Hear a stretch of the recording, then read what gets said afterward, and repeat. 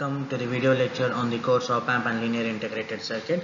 In this session, we will be discussing about the design problem of the first order high-pass Butterworth filter. How we can design a first order high-pass Butterworth filter. The similar steps what we have employed for our low-pass filter have to be followed. Only changes in the expressions we are going to do in this particular case. So seeing the first problem here, design a high-pass Butterworth filter with a cutoff frequency of 10 kHz with a passband gain of 1.5. Also plot the frequency response for the desired filter. The first step whenever a design process is asked is we have to draw the circuit diagram. So the circuit diagram for the first order high pass filter is as shown in the figure. In this case, now we have to find the values of R, the capacitance C, RF and R1.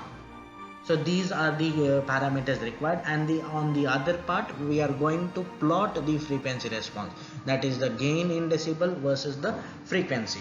According to the design steps what we had seen in our previous sessions, the first part is to select the cutoff frequency. Here the cutoff frequency is given as a lower cutoff frequency FL. So FL will be equal to 10 kilohertz. So 10 kilohertz is given.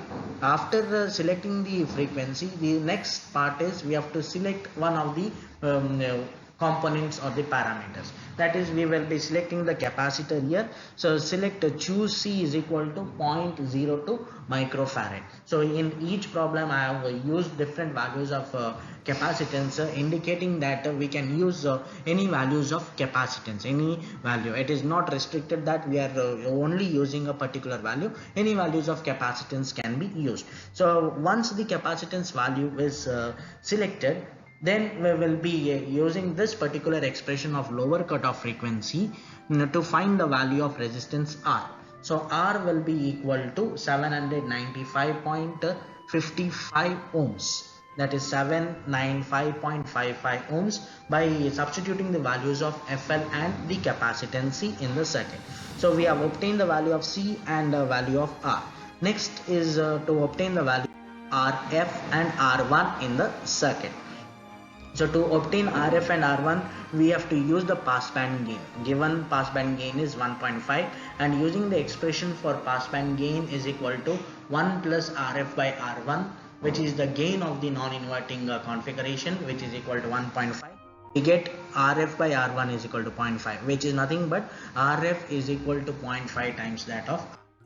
Again, since it is directly related RF and R1, we have to choose one of the value of the parameter. We will choose RF is equal to 10 kilo ohm, substituting here, so it will be 10 kilo ohms divided by 0.5, which indicates that R1 will be equal to 20 kilo ohms. So with this part we have obtained all the values of the capacitance and resistance for the entire circuit. This is the first part of the circuit what we have obtained. To obtain the second part, we have to use the voltage magnitude expression, that is the ratio magnitude expression, magnitude of V0 by Vin for the first order high pass filter to plot the frequency response. So which is nothing but we are going to use magnitude of V0 by Vn, which is equal to AF times F divided by FL divided by root of 1 plus F over FL whole square. AF is known to us, FL is also known to us, which is 10 kilowatt substituting, and F is a variable part.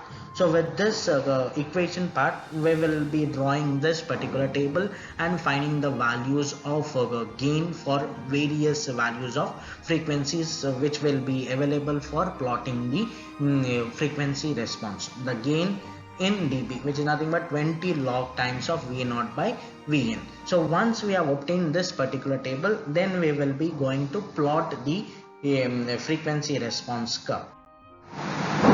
The frequency response curve can be plotted in this particular fashion here, where we can see at 10 kilohertz the gain is going to reduce at a particular value, which is nothing but minus 3 dB times that of the cutoff the frequency. So with this part we can plot the frequency response curve.